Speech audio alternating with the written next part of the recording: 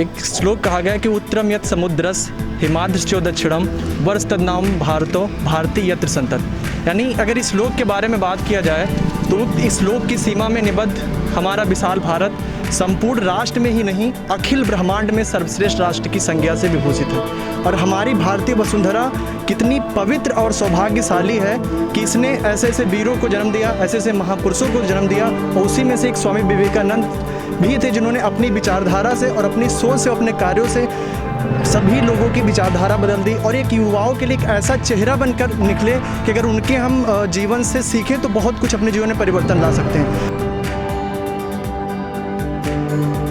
उनके बचपन का नाम नरेंद्र था। जिस प्रकार से विवेकानंद जी की जो शिक्षा है, उन्होंने विश्व धर्म हिंदू सम्मेलन में अमेरिका में जाकर जो हिंदुओं का प्रचार किया, हिंदू धर्म को आगे बढ़ाया और युवाओं के लिए एक बहुत ही प्रेरणा स्रोत है।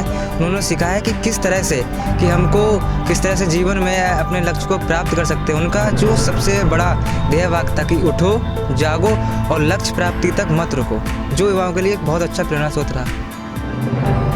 सबसे पहले तो मैं सारे युवाओं को युवा दिवस की बधाई देना चाहूँगी और मैं चाहूँगी कि हम युवा जो हैं, भले ही हम आज की नई पीढ़ी हैं, लेकिन हमें पुरानी और नई पीढ़ी के बीच में एक कड़ी बन के चलना चाहिए ताकि सब साथ में चल सके।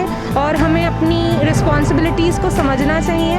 भले ही हम अभी उम्र में ज़्यादा बड़े नहीं हैं, लेकिन हम पे जो रिस्पॉन्सिबिलिटीज़ हैं, हमारे पेरेंट्स की जो हमसे अपेक्षाएँ हैं, हमें उन्हें पूरा करते हुए चलना चाहिए और मस्ती भी करनी चाहिए और अपना काम भी पूरा करते रहना चाहिए। देश का जो विकास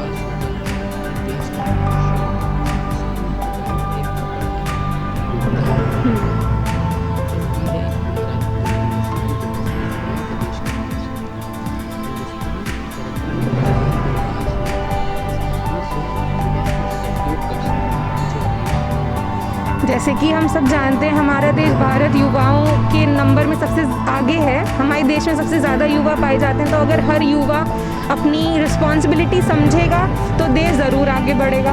तो मुझे लगता है कि हम युवाओं को बस इतना ही समझना चाहिए कि अपने देश के लिए कुछ करने के लिए हमें समझदार बनना पड़ेगा।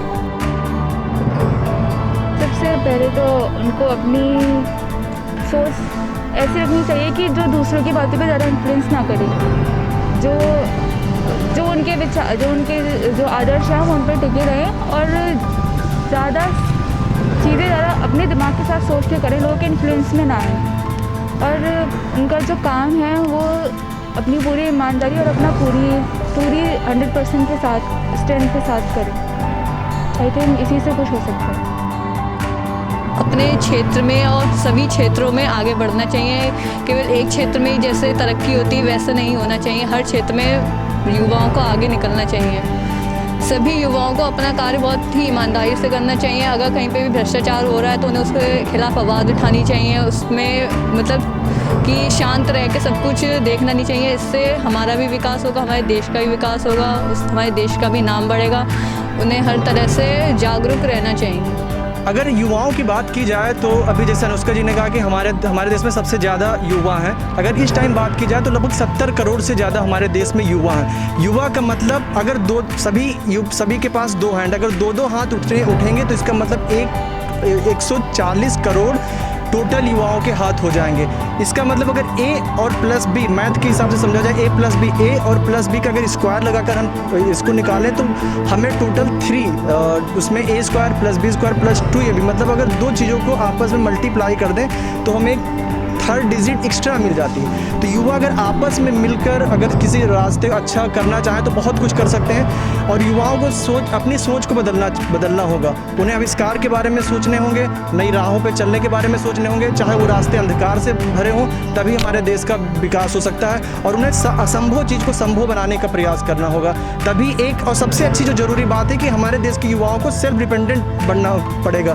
क्योंकि अगर पहले समय की बात करें, हमारा देश जब गुलाम हुआ था तो वो इसका रीज़न यही था कि हम दूसरे के सहारे हो बैठे थे, अपने आप कार्यों को करना छोड़ दिए थे। अगर चाहते हैं कि देश को आगे ले जाएं तो सबसे पहले युवाओं को क्या करना होगा, आत्मनिर्भर बनना होगा। बिना आत्मनिर्भर हुए बिना अपने देश का विकास नहीं हो सकता है।